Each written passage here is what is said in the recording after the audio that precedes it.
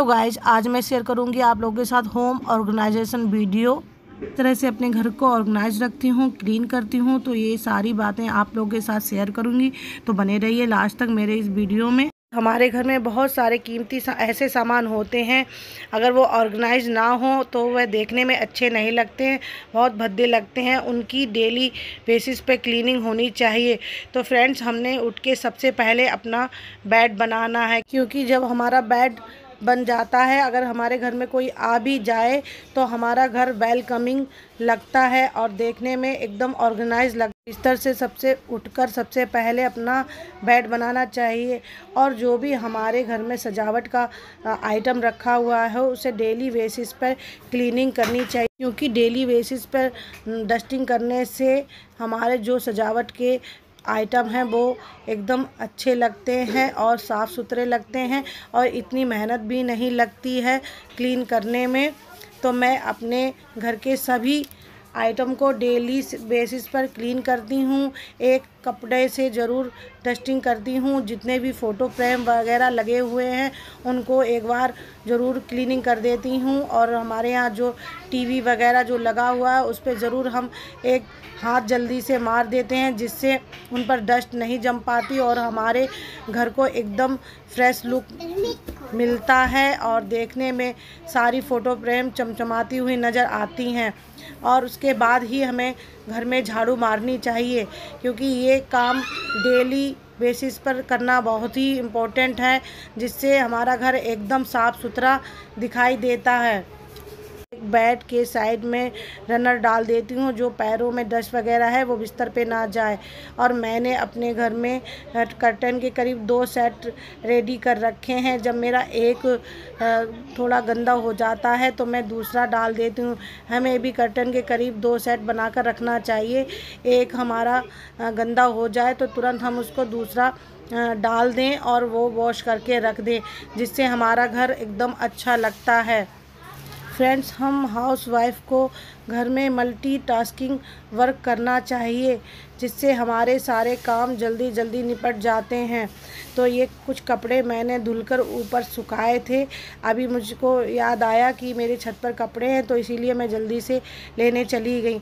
पर अभी मेरे पास इतना टाइम नहीं है कि मैं इनको फ़ोल्ड करके रखूं, तो मैंने उसे ऑर्गेनाइज़र में रख दिया है और अपने घर लिविंग रूम की डस्टिंग करने के लिए आ गई। डस्टिंग एक इतना इम्पोर्टेंट पार्ट है हमारी क्लीनिंग का, जो हमें डेली बेसिस पे ज़रूर फॉलो करना चाहिए, क्योंकि हमारे घर में इतने सारे आइटम्स लगे हुए होते हैं। अगर हम उन्हें डेली बेसिस पर क्लीन नहीं करेंगे तो उनमें काफ़ी डस्ट जम जाती हैं और फिर वो देखने में काफ़ी अगली भद्दे लगते हैं और वो जल्दी से साफ़ भी नहीं होते हैं। डेली बेसिस पर हम जब उन पर कपड़ा मारते रहते हैं तो फिर वो चमकते रहते हैं, एकदम नए से बने रहते हैं। थोड़ा सा समय घर की क्लीनिंग के लिए ज़रूर निकालना चाहिए। किचन हमारा एक ऐसा हिस्सा है घर का, जहाँ पर हम अपने परिवार के लिए खाना बनाते हैं और अपने परिवार को प्रेम से खाना खिलाते हैं। तो इसको साफ़ रखना भी बहुत ही इम्पोर्टेंट है। और किचन में जब हम खाना बनाते हैं तो बहुत सारी चिकनाई उड़ती है, जिससे हमारे कंटेनर्स और बर्तन वगैरह चिपचिपे हो जाते हैं। उन्हें अगर समय समय पर साफ़ नहीं करेंगे तो वो काफ़ी गंदे हो जाते हैं।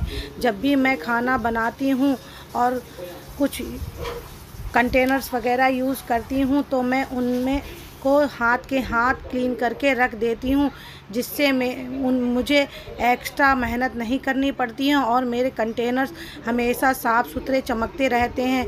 और मंथ में एक बार मैं डीप क्लीनिंग करती हूँ अपनी किचन की, और डेली बेसिस पर मैं कंटेनर्स को पोंछती रहती हूँ, जिससे हमारी किचन साफ़ सुथरी रहती है। खाना बनाने के बाद तुरंत गैस स्टोव को भी साफ़ कर देती हूँ, जिससे गैस स्टोव में भी गंदगी जमती नहीं है। स्टोव को तुरंत क्लीन करने पर हमें 2 बेनिफिट होते हैं। एक तो उस पर गंदगी जमती नहीं है, दूसरा हमारा टाइम सेविंग होती है, क्योंकि हमें बहुत ही कम टाइम लगता है गैस स्टोव क्लीन करने में, और हमारी किचन एकदम साफ़ सुथरी बनी रहती है।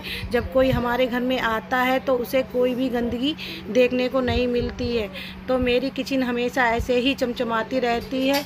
और जो हमारे सिंक में जो बर्तन थोड़े बहुत हो जाते हैं वो मैं हाथ के हाथ वॉश कर करके रखती रहती हूँ। मैं सिंक में बर्तन कभी इकट्ठे नहीं होने देती, जिससे मेरी किचन एकदम साफ़ सुथरी दिखाई देती है। और जब भी कोई मेहमान मेरे घर में आता है तो मुझे कोई भी प्रॉब्लम नहीं होती है। एक्स्ट्रा मेहनत करनी होती है।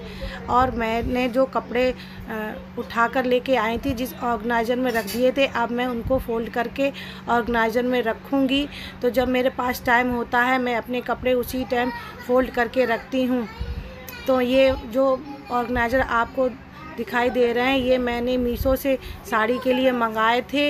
ये काफ़ी अच्छे ऑर्गेनाइज़र हैं गाइस। मुझे करीब 6 बॉक्स मैंने ऐसे मंगाए हैं। इसमें बीच में ट्रांसपेरेंट एक पॉलीथीन लगी हुई है, जिससे हमें दिख जाता है कि इस ऑर्गेनाइज़र में कौन कौन से कपड़े रखे हुए हैं और हम आसानी से निकाल लेते हैं। ये ऑर्गेनाइज़र मैंने कार्डबोर्ड से बनाया है। मेरे हस्बैंड की बेकार टी शर्ट थी जो वो पहनते नहीं थे, फट गई थी, उसको मैंने लगा दिया है, बस ऐसे ही फंसा दिया। और इसमें काफ़ी सारे कपड़े आ जाते हैं।